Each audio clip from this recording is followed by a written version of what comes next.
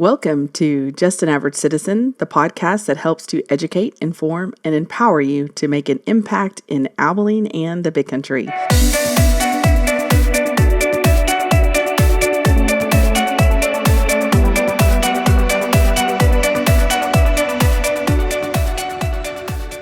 Thank you so much for joining me for this Book by the Bite episode. You know that Wednesdays are the day that I drop an episode about books, and we try to give little bites of them. And I apologize because I have failed miserably in just giving bites. I had these grandiose plans that it was going to be something I could take care of in 45 minutes and let you see the highlights. And I do think there are a lot of books that are that way. I just happen to be in the thick of some books that really are kind of mind-blowing to the average person because they really haven't understood or been made aware of what's really going on. And I think these books are powerful and worth looking into. So this looks like it'll be a 2-episoder. This is going to be probably a little bit long because I'm pushing it into 2 episodes because I hope I can get all that I need in and get you to see how important it is so that you will stick around to the end to catch all of it. And I just want to let you know that this episode is sponsored by Republic Fence, and I personally recommend Cole and the guys at Republic Fence to build a fence for your home or business. They specialize in residential-style privacy fencing that will enhance the beauty and security of your home. I want to say Cole and Judah are great people. They're conservative Christian guys, and they will do a great job for you at an honest price. You can contact them at republicfencetexas.com. So, as always, I think I have tried to earn your trust and respect over the information I present as being factual and something that you can know is a solid source. And so it would really help me if you subscribe and share this with your family and friends, because we are in a day and age where there's a lot of stuff going on that if you're not aware, you're not going to see it. And that's why it's really hard. I know that I get into the weeds of things a lot quicker and I'm more fascinated by it. So I feel like I'm like, hey, look what I found. And I want you to know so that you can be educated and informed, because a lot of times when you don't know what's going on and people bring some contrary positions to things, then it's easy for you to be like, well, I guess she was wrong. I guess Tammy didn't know what she was talking about. Or I guess my friend was wrong, or I guess the Bible's wrong, or you name it. But when we understand what is going on in our culture, then we can wage this war better. And it is a war. It is a battle. We know who wins the war, but we're fighting battles daily, and very much so here in the Big Country. So I just want you to understand this is not something that there's many sources I know that talk about what's going on in this capacity, but especially if you're part of the kingdom or the church, then if you're the church, then you know that this is something we're called to do, and we're called to engage and stand up for truth. And it's hard when you don't understand all the moving parts. So I hope that you will see the importance of what we're talking about so that you can engage better, even in how you receive information. And I found one thing that happens is that the biggest places of influence are not on social media. They're not from the rooftops. They're actually in our day-to-day relationships in the places God has already placed us. So don't feel like you have to stand up and be this person who does a podcast, or you make, big posts on social media. Honestly, if you just have a conversation with your friend the next time you're around them, or be willing to talk to your coworkers, or just people that are in the places God has already put you, and you will make a bigger impact there than you ever will by just trying to do it in a public place. So I want to follow up, or I just want to give you some context. We are following up in the same line. The first podcast I did for Book by the Bite was Lost in Translation, and I really thought I had a good understanding of what we were talking about. There was an event in our city that really exposed to me some of what is going on this topic with gender identity and gender dysphoria, rapid onset gender dysphoria, all that stuff. And so I really thought I had a good understanding. And I want to say I was on the right track. I just didn't have enough depth. And so what I want to talk to you today is this book called The Queering of the American Child. And this is a book called How New School Religious Cult Poisons the Minds and Bodies of Our Normal Kids. It's by Logan Lansing with James Lindsay. And you may have heard of James Lindsay. He talked, I used his book, Cynical Theories, to help you understand queer theory and why it is taking over so much of our culture. And I was even reminded the other day that, I forget in the alphabet of letters that go with a certain community, the LGBTQIA plus. I think if you want to throw 2SA, we've got so many things, so many letters on there. I keep forgetting that the Q doesn't mean queer. It means questioning. And why that matters is because queer is all of them. All of them are inclusive of queer. All of them defy what we've experienced as traditional, normal, God-oriented ways, and they are part of expanding how we receive and input cultural information. And this is a filter that many of us have put on and we're unaware of it because we've been told it's inclusive. We need to be inclusive. We need to be, we need to have diversity. We need to be equitable to people in all different manners. And, I'm of the demographic that has the most to prove in this train of thought because of the color of my skin and the fact that I choose to live a life that God has ordained to be the best life possible, being married, having children. And again, being married isn't the only way to do it, but I'm just saying having a family and living within confines of marriage is definitely something that is countercultural because of what has been going on in this culture war. So it's going to be a long episode and I'm already kind of deep into it. So let's go ahead and get started. This introduction, I literally just wanted to read it out loud because it is so powerful. So I'm going to try and just hit the highlights and you're going to laugh and say, Tammy, it's all highlighted. But I hope I bring honor to these authors and you go out and buy this book because it's that big of a deal. Like if there's a book I could say right now is so relevant and could help you understand so many things that are going on right now, not just with our children, but even in your workplace, in our culture, in what is going on, you will find it in this book. So I can't encourage you enough.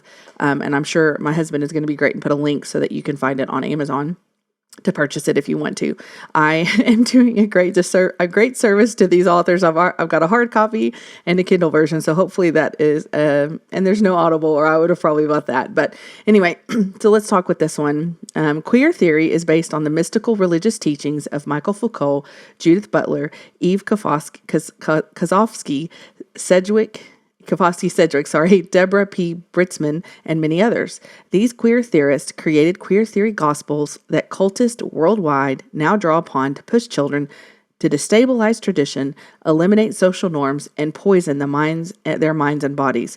Queer theory is the revealed knowledge that motivates thousands of kids to wield political activism against society and themselves. Children influenced by queer theory adopt new gender identities, fantasize about social transitioning, perform drag, and experiment with fictional sexualities and related behaviors.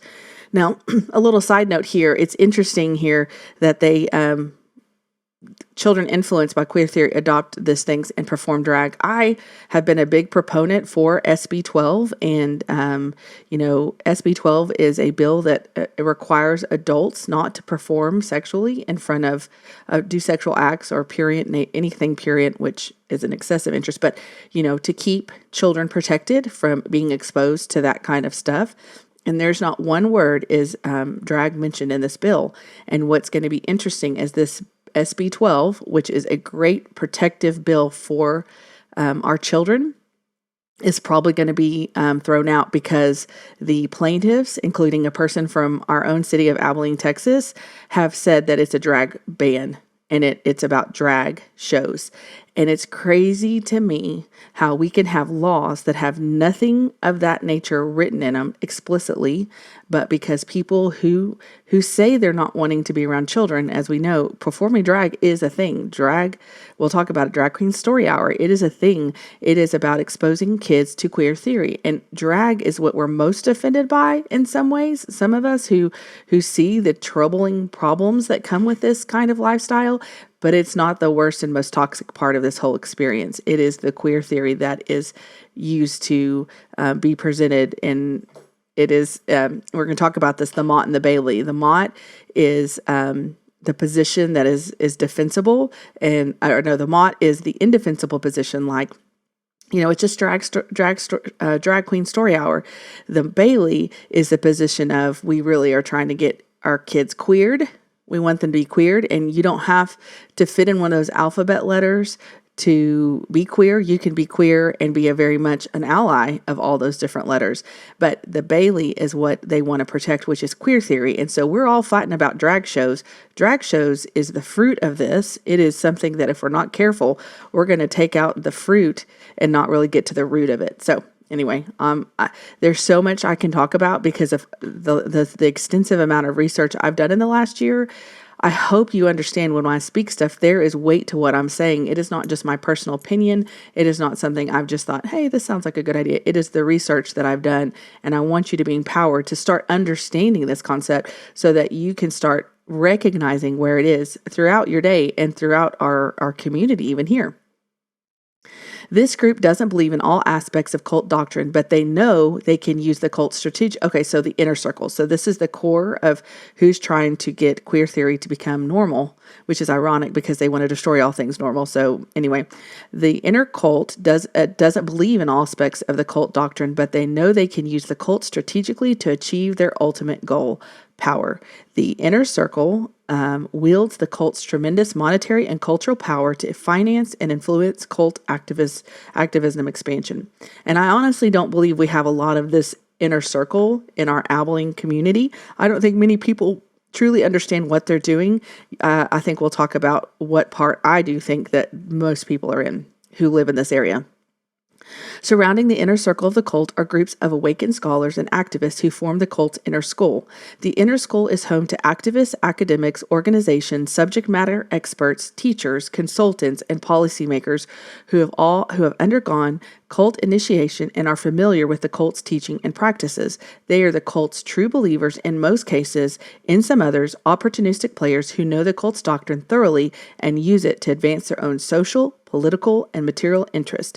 Those in queer theory's inner school are called queer activists. Okay, so most people I don't think would consider themselves queer activists, especially in our area. Queer activists in the inner school do the work of meeting the inner circle's demand. Okay, so I'm sorry, let me take that back. The inner circle, I don't think we have that. There are some queer activists, but I still don't think that's the majority of people in Abilene. Okay, so they do the work of meeting the inner circle's demands. Queer activists are wholly committed to the cult and have mostly severed ties with anyone who doesn't share their faith. Do you know anybody in your world that if you try and stand up against what is not right about children transitioning or what the definition of a woman is, do you notice that those people can cut you off and they won't have anything to do with you? I do. I have lots of people who have done that because I used to think it was because of something I've done. No, this is what they're trained to do. If you don't agree with them, then you're not a part of the cult and they're going to cut you off. The inner school's cult attachment is both intellectual, emotional, and its members are fiercely loyal to the teaching and prescriptions of the cult doctrine, queer theory, which is why with which they are considerably familiar. The inner school queer activists defend the cult at all cost, which is why we have a local university they present a week about sexuality, and these people in these queer activists, they are very much queer activists. They're saying they don't have a right to exist because someone taught a message that is contradictory to the lifestyle they've chosen to live. They can't exist. It's not that people don't agree with them. It's that you've snuffed out their ability to exist in as a student at this particular local university. The largest layer of the cult is home to initiates, the outer circle. And I think this is where most people who would identify with wanting to protect this group of people, they're queer, they're the outer school. The people in the outer school are drawn to the cult because it offers them enlightenment and a path to salvation. Their ties to the cult are overwhelmingly social and emotional. In fact, these cult initiates are mostly unaware of the cult's deeper doctrine and goals. 100% believe that right now we're in a battle where most people are unaware of the cult's deeper doctrine and goals, and in many cases, know little of the doctrine except at the surface level. Hello, inclusion sounds like a great idea. We want to be inclusive until you understand what that actually means. It's inclusive of anyone who agrees with you. It's exclusive if you don't agree with the cult doctrine. In most cases, cult initiates have never read any of the cult's gospels. I guarantee not one person who I have spoken with who has tried to say what I'm doing, what we're standing up for is wrong, have ever really truly understood what we were talking about, because it's just on the surface feels bigoted to them. On the other hand, their friends are in the cult and they think they think it's what it means to be a good person. So here's where we've taken away what life is about. The Bible says that all have sinned and fallen short of the glory of God. And the only way we can be redeemed is through accepting the sacrifice Jesus made on the cross to satisfy the payment for our sins. And we are sinful people. We are sinners, every one of us. And here the cult says to be a good person is to be a part of the cult. So which one sounds a lot easier? Easier to be a part of a group, or easier to humble yourself and say, I can't do this on my own. I have to trust that God has a plan and a purpose and he has sacrificed everything for me. I mean, deny yourself, take up your cross. That is not a fun, it's not a fun thing, but to be a part of the cult, to be a part of the group, it sounds amazing. To be included, it sounds amazing. Their initiated friends create a social circle that defines inclusion in terms of accepting and promoting the cult's doctrine. The outer school is home to those who have been deceived by the cult's manipulation, propaganda, and activism. The initiates of the outer school are the cult's primary victims and serve as cash cows, foot soldiers, sacrifices, and depending on the person, potential inner school converts. So there is a local university that had a bunch of people create a Facebook group in order to protect those who say they're not allowed to exist at this university. They are the foot soldiers, and they will probably become the inner school converts because of how much they're included and praised for what they're doing. But they're really being used. Most of them don't recognize how badly they're being used. No, let me say that. The people pushing it are not being used. The people who agree and support them are being used. Queer activists welcome recruits in a safe and inclusive environment where they feel like the most important people in the world and in which they are protected from ideas that might challenge cult doctrine, something experts in cult psychology call milieu control. The cult preys on the confused, vulnerable, and disenfranchised with a siren's call of total affirmation. Initiates in the outer school feel euphoric when they find the cult, a feeling that is typical of stepping into any cult, at least initially. Queer activists offer them solutions to resolve all their confusion, alienation, loneliness, and pain in an affirming social environment and something to do that feels meaningful and productive. Love bombing is part of the positive part of the cyclical process of abuse during cult initiation. The negative part of the cycle involves deliberately inducing trauma. Listen to this. They deliberately induce trauma to create conditions of vulnerability, embarrassment, and even humiliation. Taken together, this cycle of abuse is called trauma bonding, and queer activists skillfully deploy it as a mechanism to initiate control and control cult members. Trauma bonding involves exposing children to age-inappropriate content related to sex, gender, and sexuality, causing deep psychological disturbances. These disturbances generate emotions that are difficult to cope with, especially for innocent children. And we'll talk about what they think about the innocence of children later, but it truly is shocking to me, and I hope it's as shocking to you too, as how perverse this group is. Who aren't yet equipped to deal with such topics, especially on fraudulent terms. Once disturbed, children search for affirmation, healing, kindness, and love. They find their relief in the very hands that have just abused them. Cults have long used this tactic to foster a growing state of social and emotional dependency among their targets. So, this cycle of abuse solidifies the hierarchical control, with queer activists exerting authority over the cult initiates. This makes it ripe for conducting initiations and rites, often discreetly executed in after-school clubs tailored for this very indoctrination. I know we heard of a teacher, and I can't even remember who he was, but a third grade teacher who allowed second graders through fifth or sixth graders to come into a club where they got to play fun games that nowhere else could you play these games. And it was about, exposing them to be choosing their sexuality. We know this. We see evidence of this time and time again. And if you haven't, reach out to me. We'll talk about it, because if you haven't seen it, it is prevalent and very pervasive throughout our schools. Now, I don't know. I can't really speak to that specifically here in Abilene, because I do not think that most of the teachers are involved in promoting this. I think they're just innocent bystanders who have been told what they need to do, and they're doing it because they care about kids, but they don't understand actually what they're doing. And I'm hoping to some degree that this will expose that, so that you will see it's not innocent and it's not helpful. It's actually destructive and harming our children. Children don't want to rat out their abusers when those very abusers make them feel included and loved for who they are. Because, who wants a parent who might withhold something a kid wants when they can be a part of a group that lets them do whatever they want and tells them they are they're perfect the way they are. There's no need for change. As initiates become more deeply involved, the secrecy surrounding these practices grow, creating a barrier against external scrutiny and criticism. All right, so the emotional roller coaster of trauma bonding also reinforces loyalty as initiates craving relief and acceptance become more tightly bound to the cult's ideology and community. The euphoria that a new initiates experience upon joining the cult is a typical yet misleading allure of such abusive systems, disguising the deeper, more insidious layers of manipulation and control at play. By inducing and resolving personal identity crises in children through so they deliberately, knowingly engage in this process by inducing and resolving personal identity crises in the children through the process of queer education. And that has nothing to do with actual education.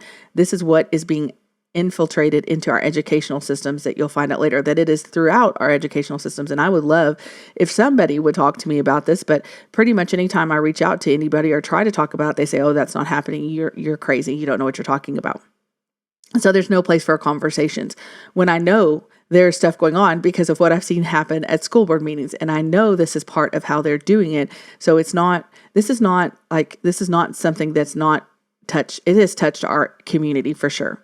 Queer activists offer social activism, which faces outward through much of the inward, though much of it is inward facing on the work of personal transformation.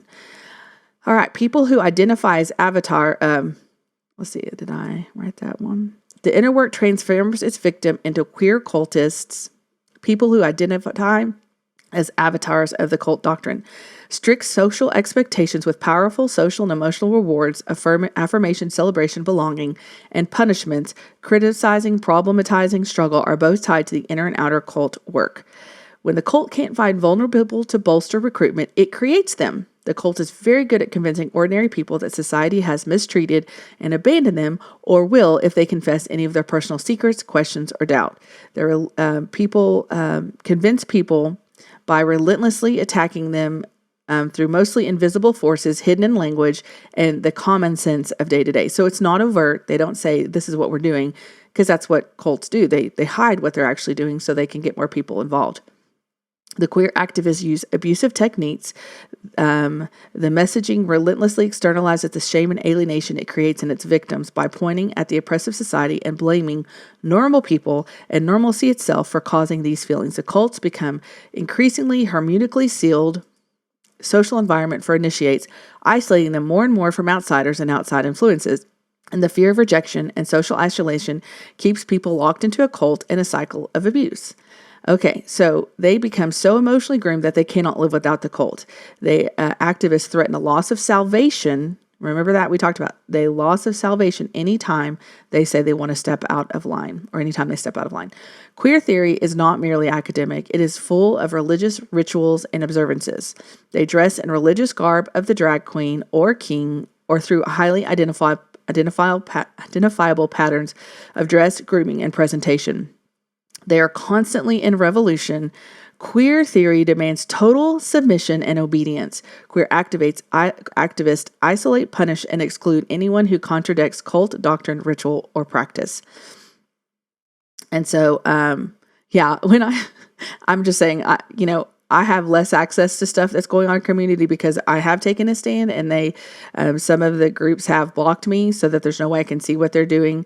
But you can't block everybody in the entire city because there's always ways around that and ways to check up on stuff. But honestly, I'm not looking to point all this stuff out. I just find it. And when I see it, I can't unsee it and I can't stop talking about it. And thankfully, the last safe place that the drag queens have in our city has closed. And at least that option is not necessarily a viable path for many people in our city because our community doesn't support it.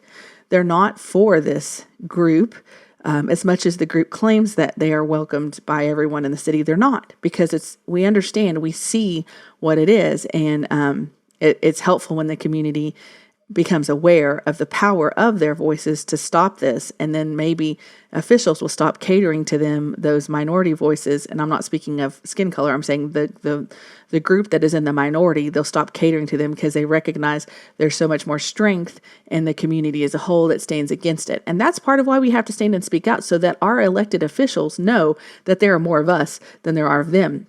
Because right now, those voices are so loud, they can't hear anything else and they don't know of anything else. And so we fail to let them know that we stand and support them for doing the right thing. And we're working on that. So there's hope there. Okay. Queer theory demands total submission and obedience. Queer activists isolate, punish, and exclude anyone who contradicts the doctrine, ritual, or practice. Family and friends are no exception. If they have a problem with the cult has a problem with them. The cult psychologically conditions cult members to abandon their loved ones who don't affirm and celebrate and initiate spiritual awakening. This dynamic guarantees alienation and isolation together with the belief that only the cult can provide the initiate with friends or comrades, acceptance and sense of social identity and belonging, and a safe refuge from rejection and loneliness.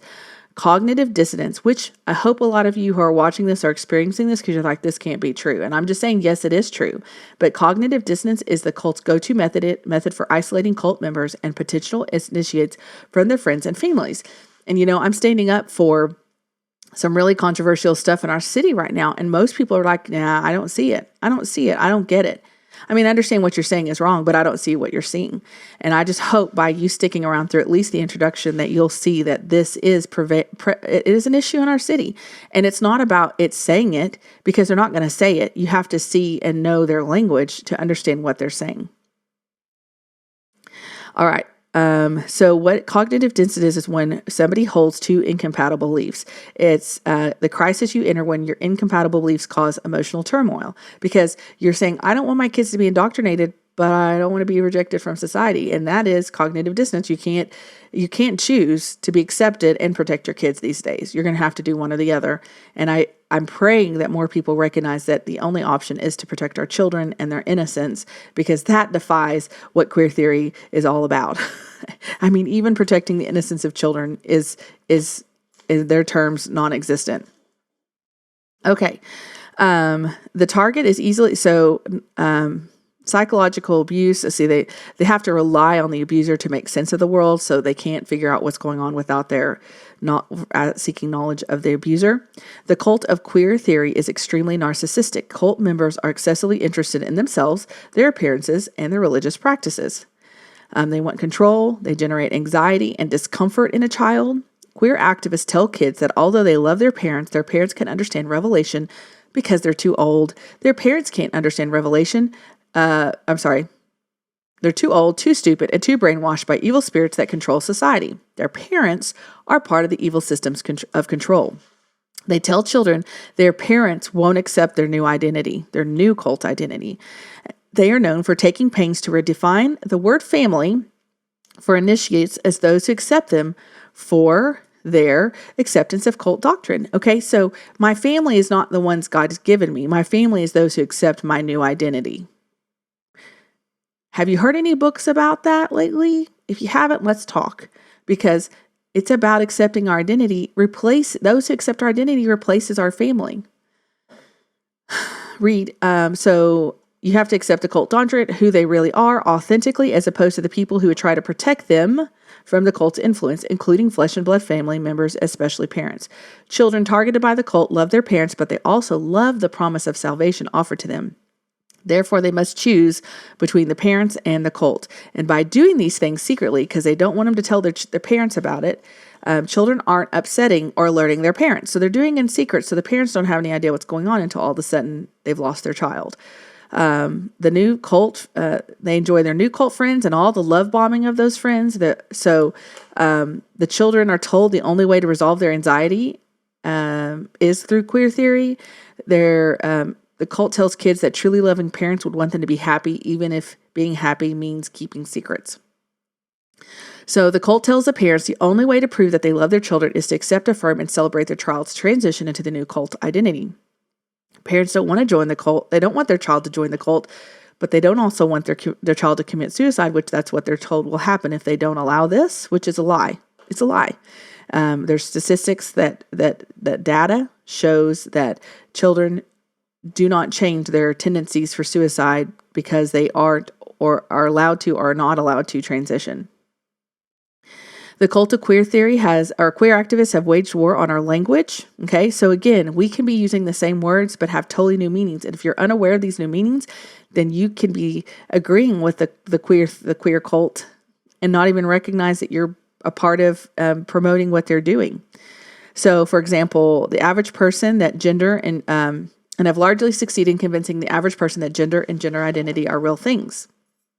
Astonishingly, queer activists, this is important. The terms gender as used by the cult and gender identity were invented by the cult.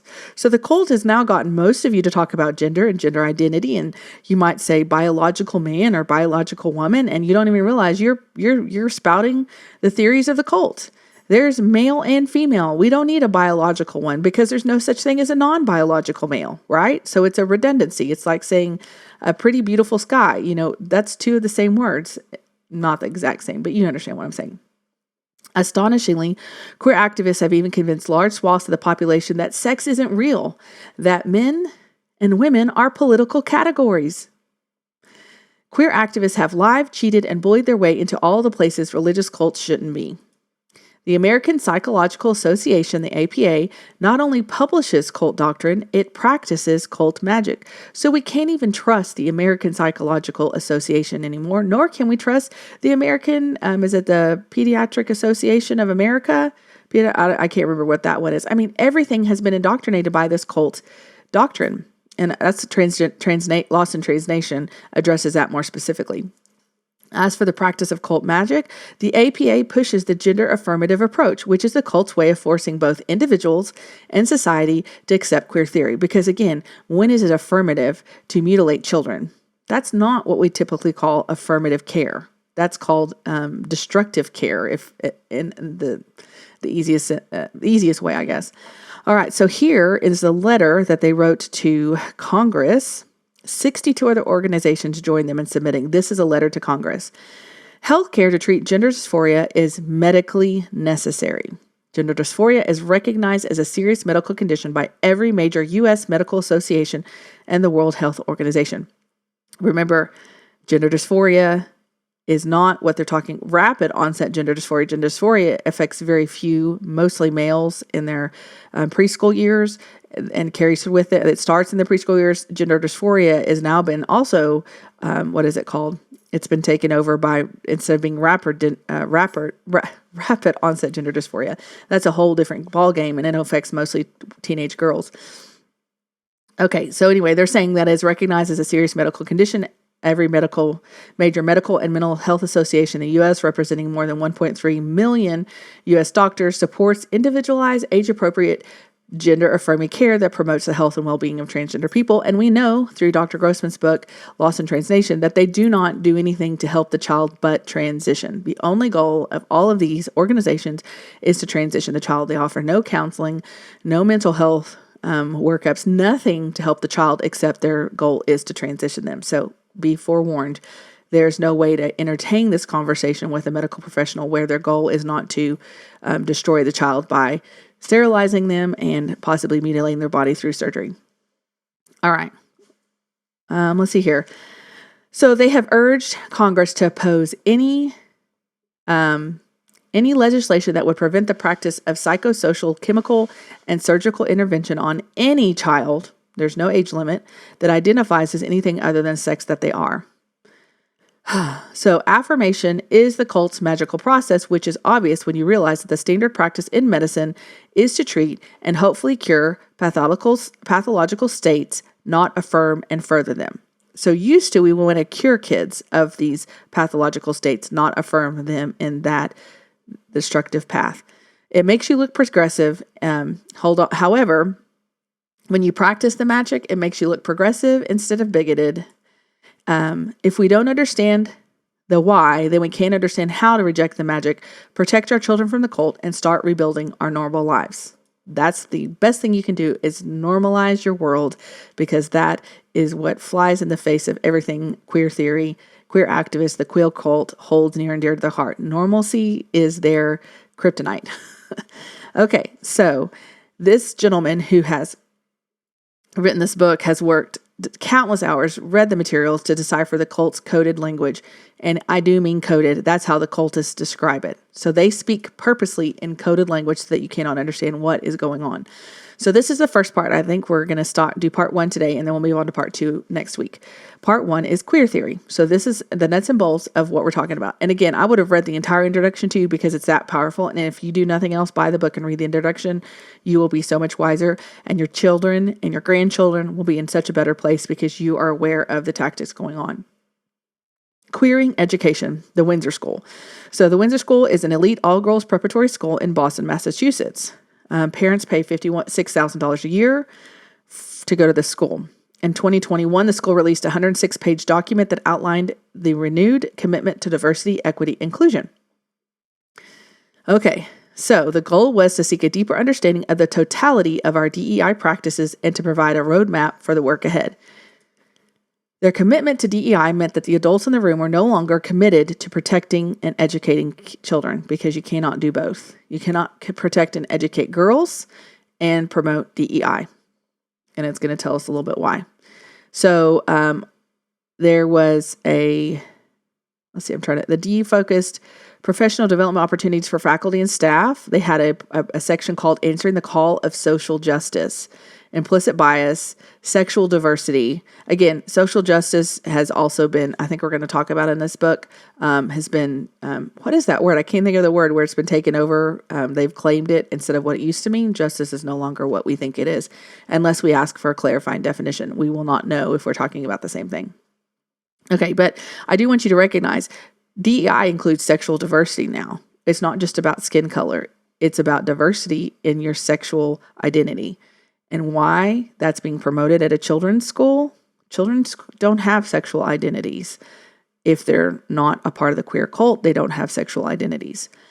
In the 2021, the U.S. Department of Education, the document supporting transgender youth in school, reaffirmed discrimination based on sex. So look at that.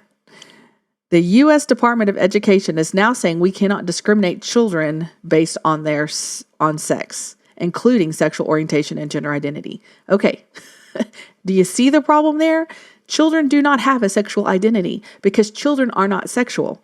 And again, I've talked about this all before, so I hate to beat a dead horse, but the reason why they go this way is because of pedophiles who have told us that children are sexual from birth. Okay, so get this in your mind. For them to ask children what their pronouns are on when they fill out paperwork, they are asking their children their sexual identities, which that should not be the case because children are not sexual. Children are not sexual.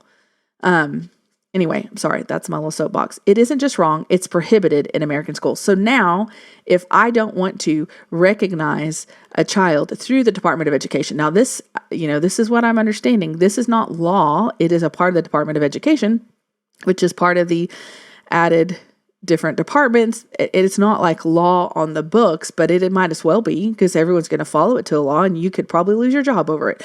And you probably could, I don't even know what the ramifications are, but look at where we're at. We're at a place where the Department of Education requires us to be okay with or not discriminate a child's sexual identity. Do you remember the day where children were not allowed to be exposed to adult content? You remember that day? How many years ago was it? Oh, wait, it wasn't even that long ago. I mean, what a crazy and sped up world. Like the destruction has just gone on hyperdrive, it feels like. There are only two. Okay, so so he says, what does internal sense of one's sex or gender have anything to do with the reality of one's sex? There are only two sexes, male and female, and a person's sex is observed at birth, not assigned. So sexual discrimination has been reinterpreted to include a discrimination against feelings. So a student's feelings about what they are on the inside can no longer be questioned in American schools. We have to ensure that all students are safe and supported. And we're going to get into why schools are not safe for these kids and how they identify that. Okay, so it says that schools should think about adopting model plans to guide students and staff on how to support students in any transition process. The Comprehensive Sexuality Education, CSE, which I hope you've heard of. If you haven't heard of it, we've got a lot of catch up to do. CSE was originally developed in the early 2000s at the United Nations Educational, Scientific, and Cultural Organization, UNESCO. Wow, what does UNESCO need to deal with our children's sexuality and education? If you followed along with anything else, we talked about the SICA Circle, the Sexual Information and Education Council of the United States, where they blatantly expose that they definitely want to teach children about sex by at least the 4th grade to undermine the elders of the community. So now we are having this program being pushed all over the nation. It started in California, I believe, and has gone all the way across the nation. And I don't know how active it is here because, again, it's something that is hidden, if it is, for the most part, until it's to the point where I don't know if you can stop it. Anyway, they pushed all member states from there to as a part of inclusive and global citizen on education. And I did learn that, global citizenship is not the way the world succeeds. We are not global citizens. We are Americans. And as long as we're unwilling to bend to that knee or to bow to that knee, which we have elected officials who are willing to make us part of the world, the global citizenship. They want to destroy all boundaries. And they want to get rid of nations. And this is a part of the way they do that by connecting people through their sexual identity. Okay, sorry, I'll try to keep on the straight and narrow path because there's a lot of stuff I could go off on. Comprehensive sexuality education includes, as core curriculum, topics on sex, gender, and sexuality, all deeply informed by queer theory. Here we go, sexual citizenship. Okay, organizations like SICA, as I just told you, and Planned Parenthood continue its expansion down to the pre-K level. The American Medical Association, the American Psychological Association, and the American Academy of Pediatrics, there's the title, endorses comprehensive sexuality education. The highest educational institution in the land, ostensibly following the guidance of some of the largest international activist and professional organizations in the world, pushes schools to accept the fact that each of their students has a gender identity. These affirmative practices don't have any limiting principles. And I can't even go into how bad Planned Parenthood and why they're profiting greatly off of this. According to the OCR, the Office of Civil Rights, schools that refuse to affirm a student's gender identity directly violate civil rights laws. And I've talked about the lesser magistrate. This is a time for the lesser magistrates, which is you and I. If our elected officials won't do it, then we are the lesser magistrates, and we have to require them to stop this madness. I don't remember. Now, this is the OCR, the Office of Civil Rights, that's within this Department of Education. But here it says here, I don't remember the Civil Rights Act of 1964 including gender identity, because it didn't. An employer who fires an individual merely for being gay or transgender violates Title VII. And Title VII gives funding. And schools don't want to lose their funding, so guess what? Money becomes the way of the world.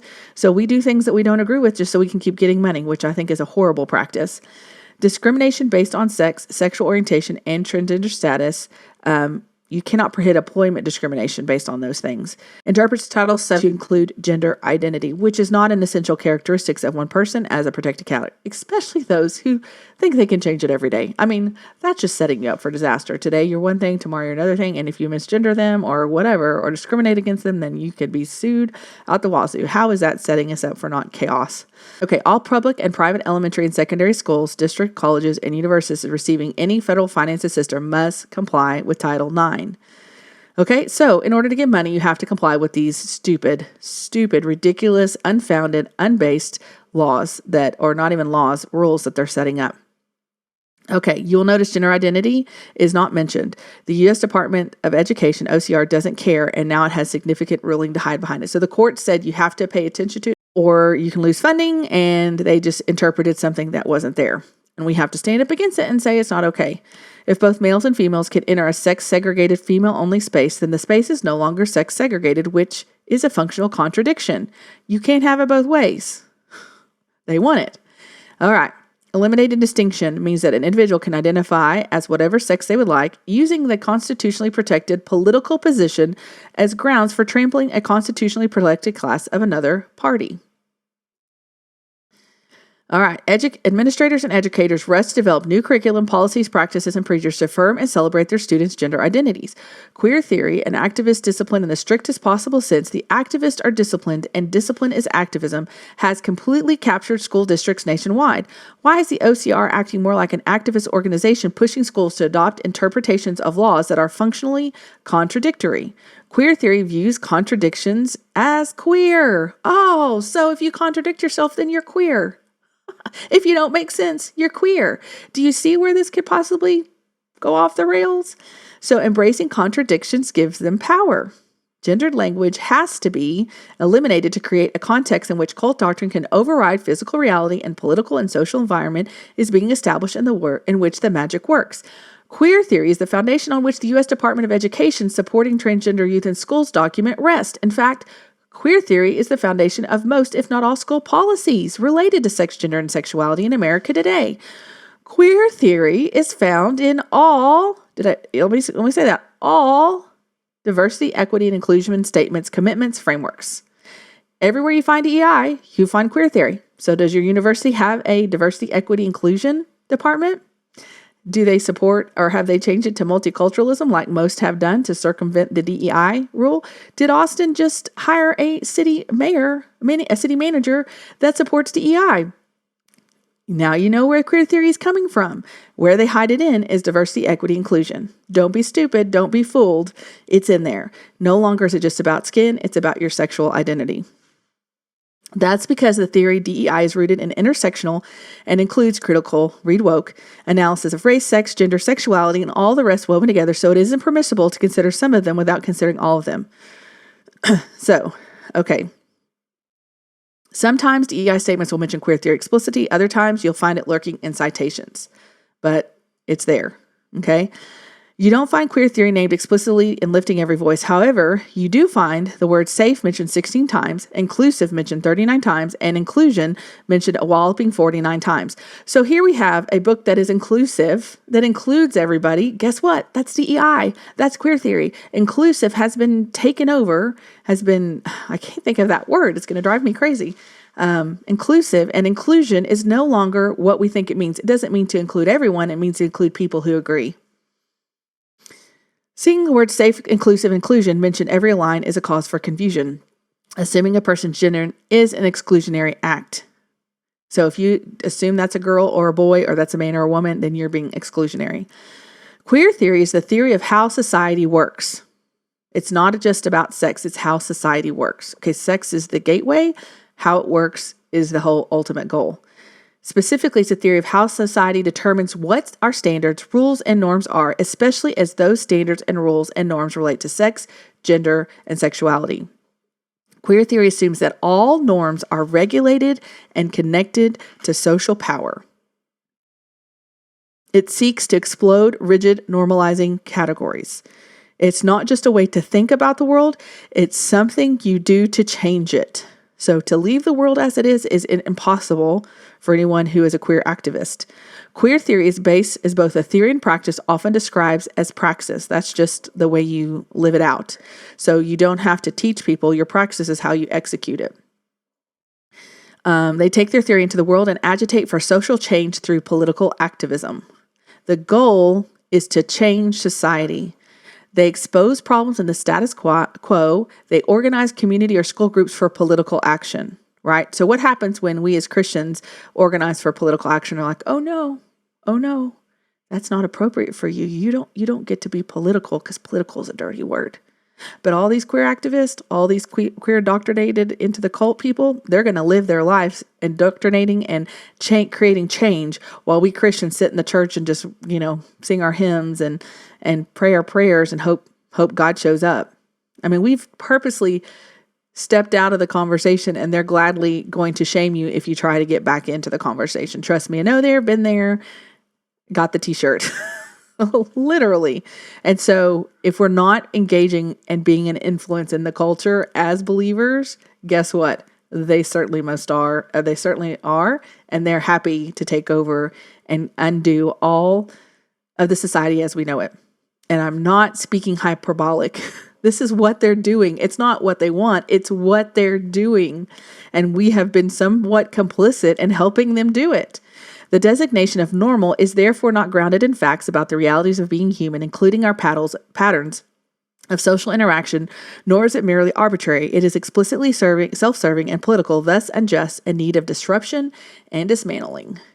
All norms, everything normal carries a political agenda. So we can't support the norm because we're being political as Christians, but what we carry is a political agenda that they're going to undo. Make sense of that. Oh wait, that's the contradiction that they love and thrive on. Queer activists believe the only reason people believe anything is normal or natural is because those people have been brainwashed to believe so through a half-organic process called socialization. So everything we've experienced up until this point has been people being brainwashed, and now they're the righteous saviors who are going to come and make it all right by changing society. In this view, powerful people at institutions use the cover of science, objectivity, reason, and rationality to mask an unfair social hierarchy that grants privilege to those people who people considered normal, while marginalizing those considered abnormal. So we're the bad guys. We who hold value to tradition and norms of society, we're the bad guys. So you're a bad guy if you value family. You're a bad guy if you value truth, honesty, integrity, merit, all those things. You're a bad guy. Activists think they must practice their political activism until society no longer considers anything normal. Okay, so this was first incubated in women's studies and lesbian and gay studies throughout the 1980s. So this is where queer education started. They demanded a say in these disciplines, queer activists did, that no one understood how oppressive these fields were, and they had to expose it. Queer activists claim the truth of how society works and use academic activism to make queer theory interdisciplinary. In short, queer activists queered the university system by changing how everyone in that system thought about traditions, standards, rules, and norms, and knowledge itself. Queer pedagogy is a radical form of educative praxis implemented deliberately to interfere with, intervene in the production of normalcy in schooled subjects. So, you don't have to have a subject on queer theory. You just have to prove how normalcy has become oppressive to everyone. Queer activists work to queer schools, deliberately interfere with production of normal kids.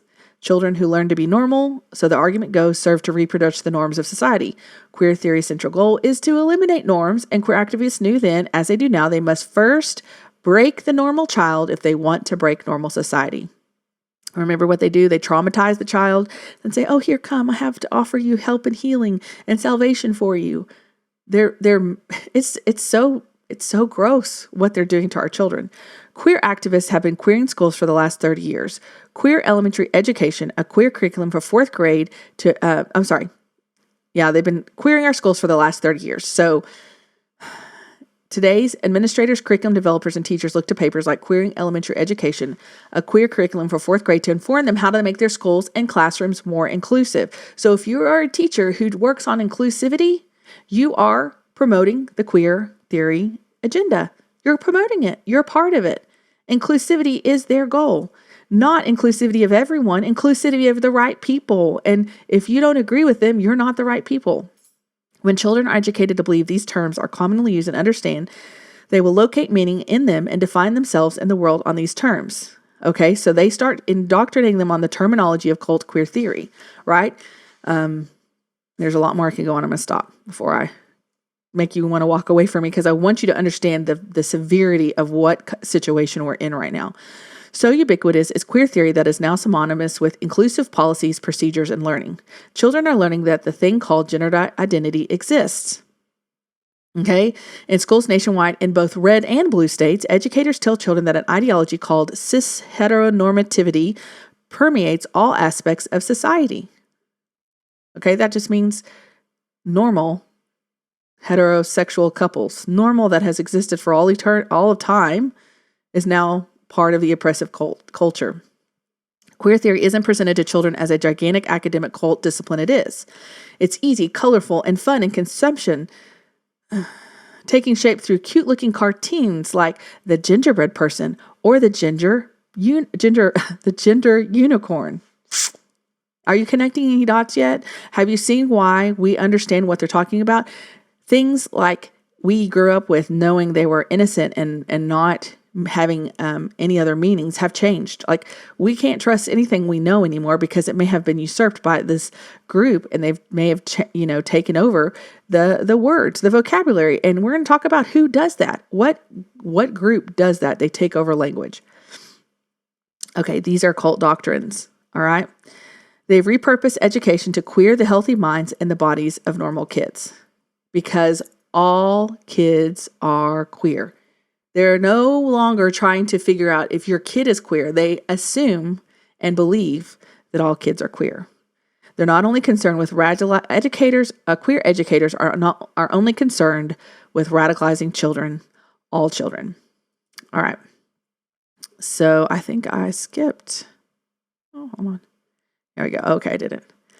All right. The best way, so queer activists determined the best way to do this is to teach kids to queer themselves, to teach kids to destabilize their minds and bodies by deconstructing their identity until they become queer, which is a political cult identity that has nothing to do with sex, gender, or sexuality.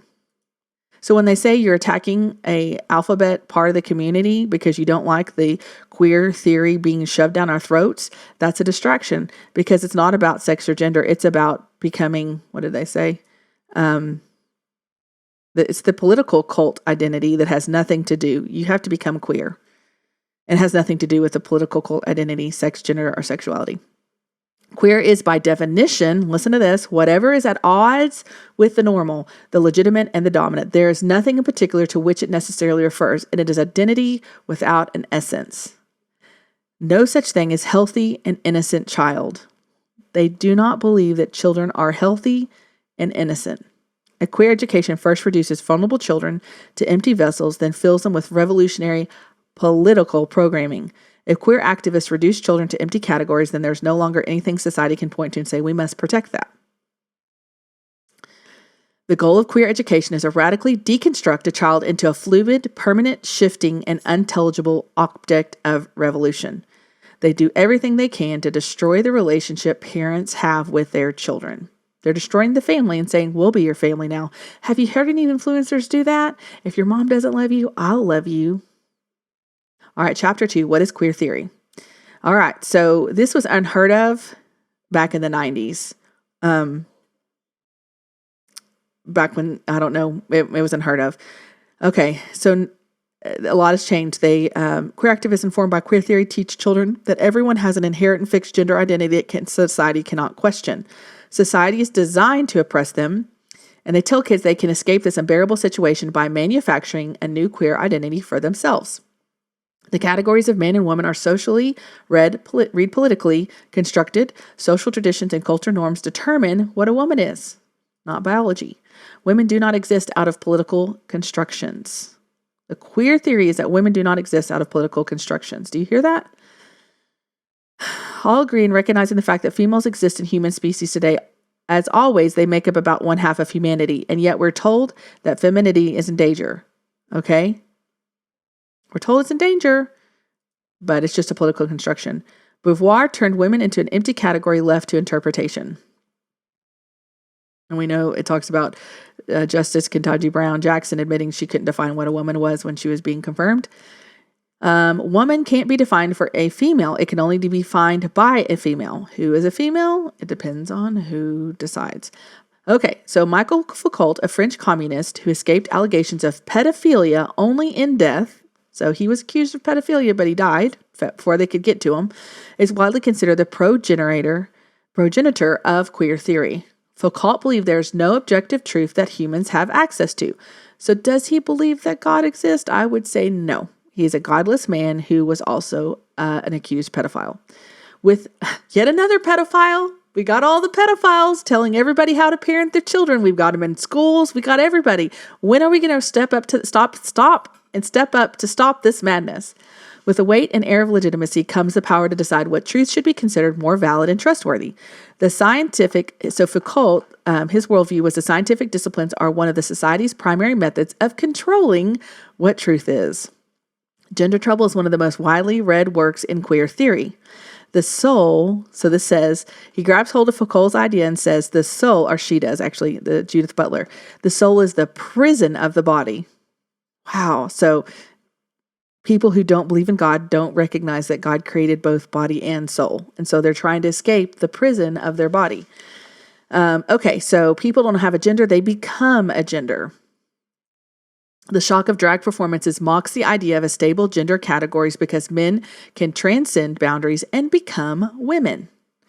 All right, so when sex is decoupled from personality and behavior, gender, then sex, as Butler suggests, loses all meaning, and that's exactly what they've done.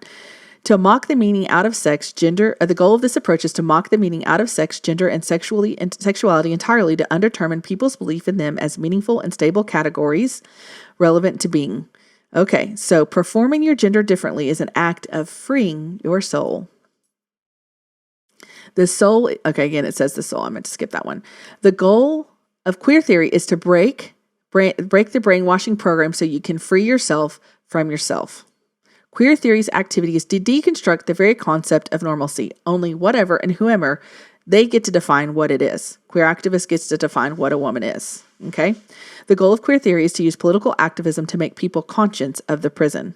In developing a queer consciousness, one becomes a radical activist who's used queer theory as the lens through which they view all society to free their soul, to tell all people how, the pillar of legitimacy, they use the hierarchy of power, privilege, they use this to tell all people how they can live and act. These ideologies blind everyone to the actual workings of power in society, convincing everyone, normal and abnormal, the way society is structural. I can't finish that quote, but they hide the power dynamics from, the dominant class is hiding the power dynamics to blind everyone, and the queer activists must free us from the prison of our soul.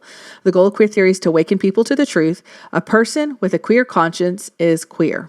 Okay, so remember, we're talking about queer as an idea, not queer as it's not just about sexual identity. They are breaking chains to free their minds so they can become whoever they feel they are. They are breaking the very things that make civilization possible. Queer activists are narcissists who want the world to bend to their will, and they think that anything that tells them no must be destroyed. Okay, queer theory. It's moving moving faster. That first one was pretty heavy because it was so full of stuff that I think was really important. Okay, so Simone de Beauvoir.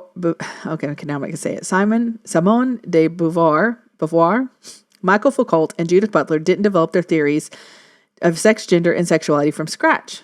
Okay, here we go. Now I've gotten your cognitive dissonance is really hyped up. We're going to talk about this in a way that is going to be offensive because most of it would say, no, we don't use the M word. Queer theory is queer Marxism. Okay, Marxism is predicated on the idea that man is creative and social in nature. We take our consciousness and make it an object. The thoughts in our head become material. We materialize them. Okay, so this is based on Marx's theory of Marxism. But it didn't work the way he wanted it to work, and so they had to change it and pivot. Through working on nature, I've materialized my consciousness, and by reflecting on my creation, I come to know myself as a creator. And again, who does that replace? God is the creator of man. Now, Marx says, actually, I get to know myself, then I become the creator of myself. I'm humanizing the world, and each time I do it, I fully realize who I am. For Marx, we inherit the world that previous generations have worked on. So we actually get to benefit from what everybody else did before us because we are our own creator. That is, humans create a society, and then society conditions future humans in the image of those who originally made it. So we have to destroy it. We collectively work on nature and create a society that reflects the history of our progress back to us. Our collectivized consciousness will become one with itself. History will end because we have realized, so when we succeed, we are man creator. History will end because we have realized our full human nature as creative and collective beings. We will collectively become God, and in so doing, we will remember that we were already God and have been all along. Oh, what a beautiful place to be, that we are God. We've been it all along. We just have been ignorant of it until we're not. Can you see how this could go wrong? And this is what, when you talk about inclusion, this is what you're tilling the soil to be for kids and other people to be influenced by this toxic ideology.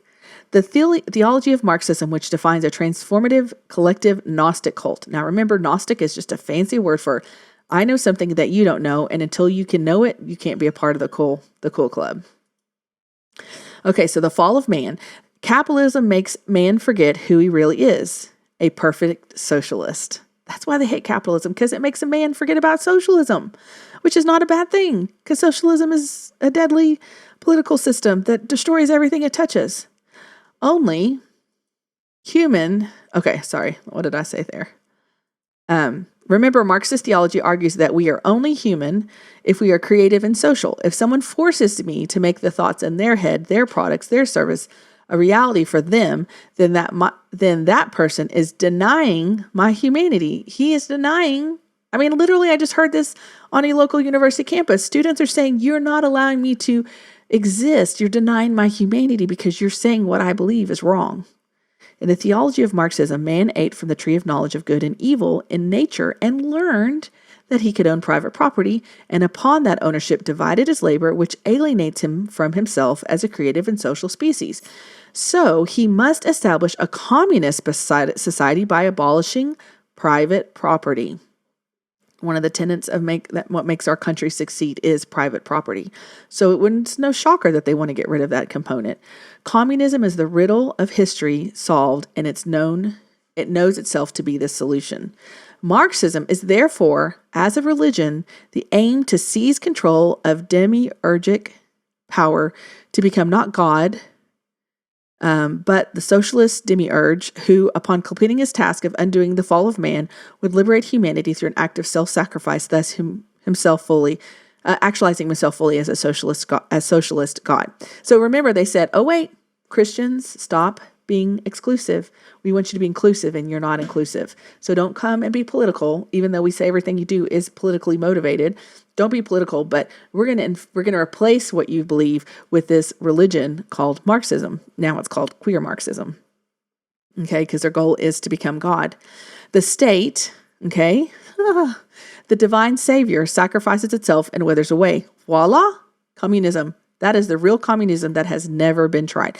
So I've heard this said before, we just haven't successfully tried it. I would say based on the ways we've tried it, it has proven itself to be unsuccessful, and there is no successful way to try it. And that keeps us from ever dismissing it because we're like, it just hasn't been tried correctly. Yeah, it has, and it's failed miserably. Socialism, communism, it's all failed. Millions of dead bodies bear witness to the fact that Marxism doesn't work. Marxism is a cult theology, so acting as if it has anything to do with economics produces devastating consequences. So it's not an economic theory, it is a cult. It's cult theology, and it doesn't help economies, it just destroys them. Marxists needed new tools to push us all toward the end of history. He suggested, Marcuse, following the suggest of Mao's Chinese Revolution, suggested identity politics would be the place to turn. They used Marxist theology as a launchpad for their social critiques, and in so doing created the new flavor of Marxism that we're all dealing with today, queer Marxism. Capitalism brainwashes people to believe that organizing society based on who has private property and who doesn't is normal common sense and fair. Capitalism coerces everyone to believe that this is just how the world works.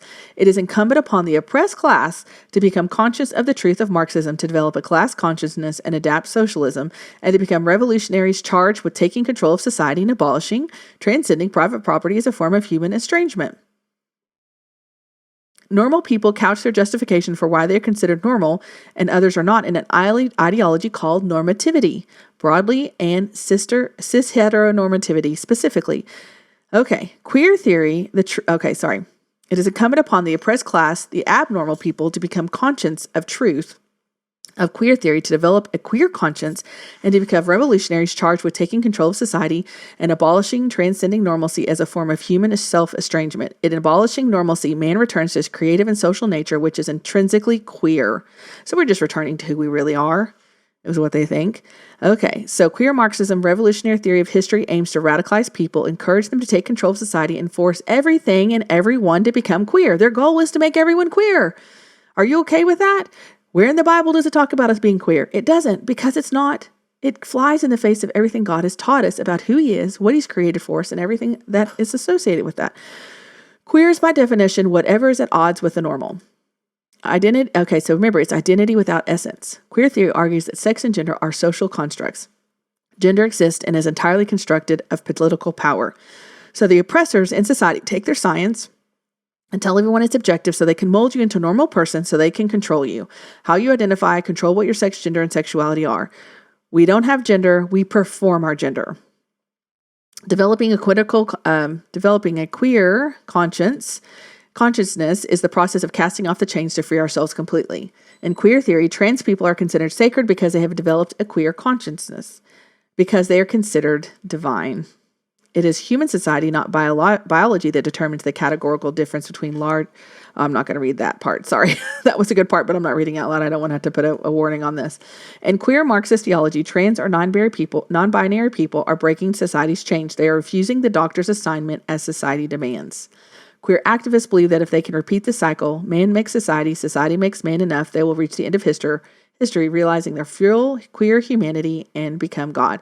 I wish you would have used a little g because that's more appropriate. Queer communism cannot be accomplished without force. All right, the last chapter we're going to cover, and I'm really going over time, so I apologize, but we're so close. Okay, the critical turn in education. Critical Marxists captured the American university system decades ago, paving the way for queer activists to queer education.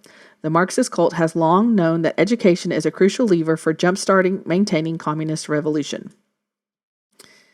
They've put a stranglehold. Both men knew that a stranglehold on schools was a precondition for operational success. Marx was wrong because he thought if they could get all the working class to mobilize against the elites and the bourgeois, but he was wrong. A crisis emerged in Marxist theory when socialist movements failed to take root in Western industrial societies that they had in the largely agrarian Russia and China. Neo-Marxists now arrived on the page. That just means new Marxists, cultural, Western, and critical Marxists, that culture plays a vital role in suppressing the revolutionary energy required to spark a communist revolution. So Gramsci said culture was therefore made into a particularly important domain of critique, since it was there that power and dominion could be woven into the consciousness of everyday life of subjects. Okay, so the neo-Marxists could no longer count on the working class and the Western societies to wake up and on their own and answer the communist revolutionary call. Neo-Marxists created critical theory to first weaken and then radically transform Western culture. A critical theory seeks to critique and change society. Okay, so they could criticize those aspects of existing society they wish to change. All right, critical theory must imagine an ideal moral society liberated from the oppressive structures of an existing society. Second, critical theory must ruthlessly critique how society one lives in falls short of this ideal moral vision. Third, a critical theory must require political activism to change society change the society one lives in until it matches the ideal moral version of society. The ideal moral society envisioned by critical theory is sold as one where all people are free from domination and oppression. That is a negative imagery, one defined in terms of not being anything of the things critical Marxists don't like. It offers only a negative vision. It's not a theory, but really a playbook. Okay, they captured the institutions to develop a revolutionary counterculture within them. Neo-Marxists endlessly critiqued the media, education, the church, and the family, and the law for all the ways these institutions were falling short of the Marxist vision. Marxists are well known for redefining words and not telling you about it. Okay, like this is what I was telling you about. When Marxists don't tell you their target audiences that they believe that a just society necessarily limits individual freedoms, or as Marx Horkheimer stated in an interview in 1969, freedom and justice are dialectical concepts. The more freedom, the less justice, and the more justice, the less freedom. Americans are too free. Western citizens are not interested. They were not interested in Marxism. The working class was happy to go to work, aspire to join a middle class, and happy to watch TV, buy decent cars, and go on an occasional holiday with their children. All right, so this opposition is directed, let's see here, very different. Oh, I'm trying to read this. I'm going to move on to this part. Okay.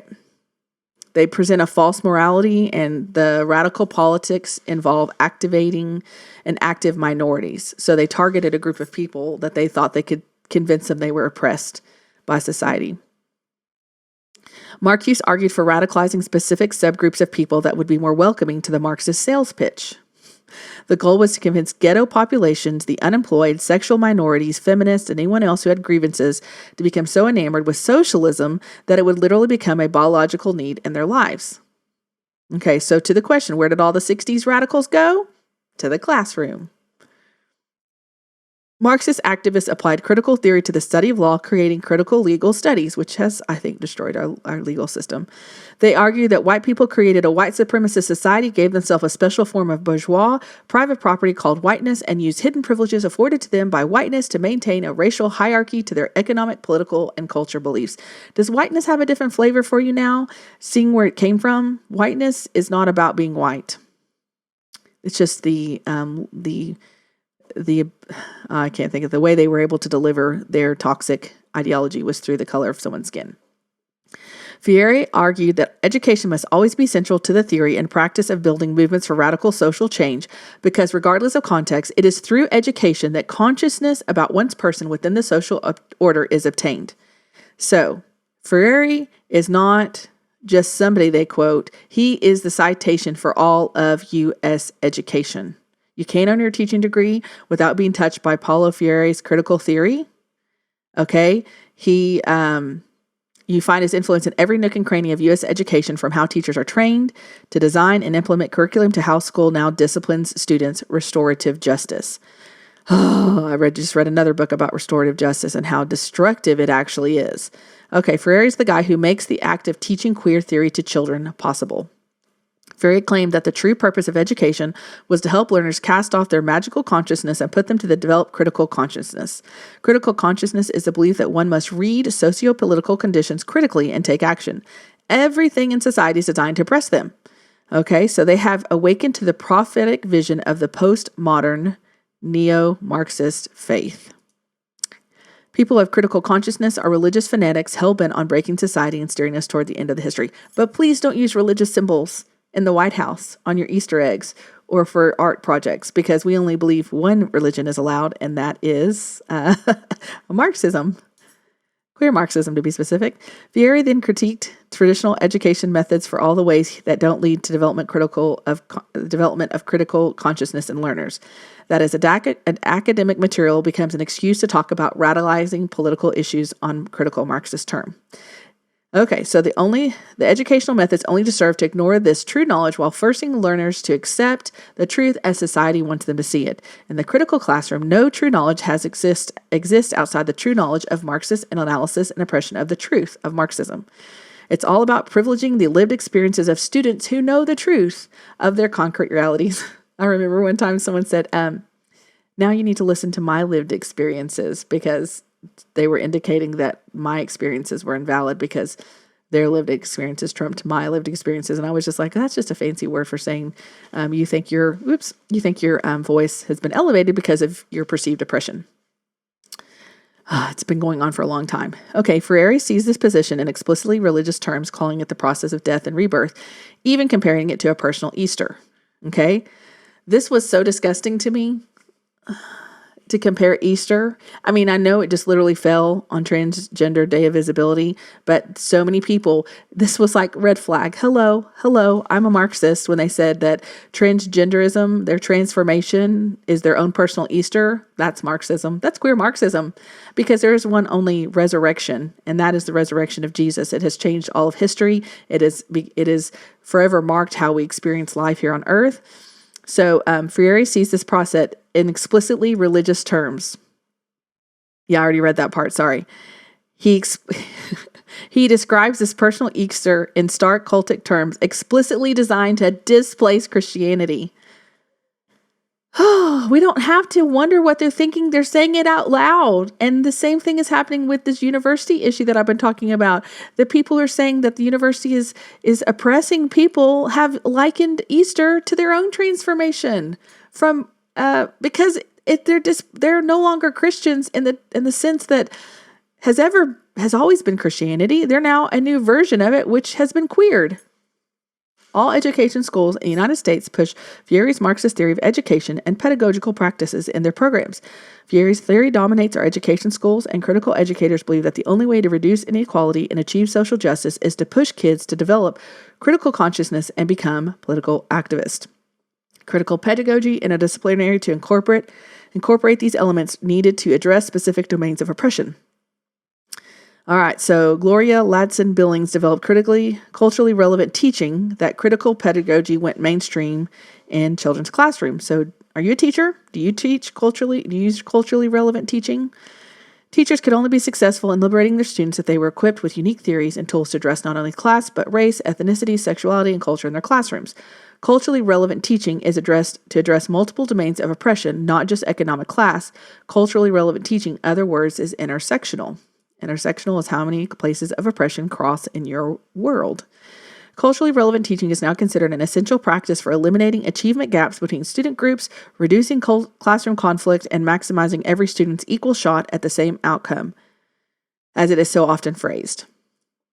Culturally relevant teaching forwards this idea that many children fail in school because there's a cultural mismatch between their schools and their home community. Okay, so this culturally relevant teacher assumes that academic knowledge and skills must be situated within students' lived experience and in frames of references to be learned. How's that working out for us? Are kids thriving in schools? They're failing worse than ever. So how about we stop this madness and get back to what we know works, what has worked in the past? They think that success in school has always been reflected how well a student assimilates in the dominant culture. All right? Culturally relevant teaching rests on the idea that schools stabilize the oppressive social and economic order by only accepting normal ways of reading, writing, and thinking and behaving. All right. Their mission is to empower and inspire students to change their dominant culture through social justice activism. That's why you get things like merit-based is white. Being on time is white. Doing a good job is white. Let's change those horrible characteristics and undermine them and destroy them so we can put something else in its place. What it is, we don't know. What they offer, what they offer, there is nothing they offer. Culturally relevant teaching was easy to sell a ravenous mob that was under incredible pressure to leave no child behind. Culturally relevant teachers needed somewhere to turn to figure out how to handle the culture of sex, gender, and sexuality in the American classroom. Queer theory, ready and willing to answer the call, as the bodies of women's studies and gay and lesbian studies lay unconscious on the floor. Fourier's ideas had already queered U.S. education prior to queer theory's ascent in the academy. Queer theory is entirely concerned with analyzing and abolishing norms. Each advance was accompanied by the moral weight of an argument to increase LGBT empathy, visibility, and representation. Activists had no idea they were, in fact, queer activists. And I think that's the case for Abilene. I don't think many people recognize what they're actually a part of. They've just been told the right buzzwords to say, and they are repeating it all the time, and it has made them actually a part of the problem. And that's why it feels so offensive when we say, hey, listen, this isn't okay. Look what they're doing to our kids. And they're like, I would never do that to the kids, but they actually are, and they just don't recognize it. And I don't blame them for not recognizing it, but every time I've tried to talk to them about it, they just dismiss me and act like I'm a crazy woman trying to bring up nothing out, make something out of nothing, which I'm not one to do that. I don't like personally being isolated and rejected by people because I make up weird stories. I actually just care about people and want to make sure they know the truth because the truth sets them free. And this queer theory is definitely, it doesn't set you free of the prison of your body. It imprisons you to never, ever find satisfaction, joy, or actual true life. Okay, so over the past, most of the educators who have irrevocably harmed education and therefore children over the past few decades aren't aware of their theory of education and teaching where the practices were derived from. It's imperative we ask teachers how teachers can affirm the voices of marginalized students, engage them, and critically, emphasis added, while at the same time assist them in transforming their communities into sites of struggle and resistance. Our children all now attend culturally relevant, diverse, equitable, sustainable, and inclusive schools, which mean they're all attending schools that push them to develop critical consciousness. Queer Marxism is practiced in nearly every school in America today because Marxists captured U.S. education decades ago. The true purpose of education is education for social justice. So do you understand why our schools are irreparable? Funding is not going to fix this. We actually have to fix what's going on, and it starts with unqueering our schools. Queer theory is the most destructive by far. Okay, queer theory achieves this goal and much more by pushing children into the queer cult and convincing them that they must not only transform society, but they must also do it by transforming themselves. Queer theories practice. Parents must understand how queer theories practice in schools if they wish to protect their children from the Marxist groomers who attempt to recruit them for revolution by poisoning their minds and bodies. And now that we've gone over almost double today, I'm going to stop there and just say thank you so much for watching. Please join in for part 2. It's just as equally riveting as what we're going to talk about. And make sure you share and subscribe and share this with your family and friends so that we can get the word out, so that we can understand how you can and see this stuff once you've learned it. And once you see it all over, not because we're looking for, that which isn't there, but we're seeing what we didn't recognize, because now we have the ability to put the pieces together to make sense. And we've got to do our part to stand up and fight this before it destroys all things that matter to us here in our society, which is the things that makes our societies work. So until next time,